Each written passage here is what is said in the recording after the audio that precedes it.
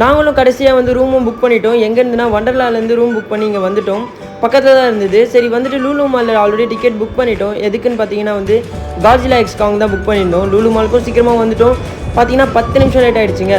சரி நாங்களும் வந்து உட்காந்துட்டு ஓகே எப்படி எக்ஸ்பீரியன்ஸ் இருக்குன்னு பார்த்தாக்கா வேற மாதிரி இருந்ததுங்க. ஏன்னா வந்து நம்மளோட சீட் வந்து பார்த்தீங்கன்னா வந்து அந்த சவுண்டுக்கு ஏற்ற மாதிரி அப்படியே ஆடும். ப்ளஸ் வந்து பயங்கரமாக இருந்தது. சரி ஓகே பிரேக்கில் வந்து ஏதாவது சுற்றி பார்க்கலாம் அப்படின்னு சொல்லிட்டு எல்லாத்தையும் சுற்றி பார்த்தோம்.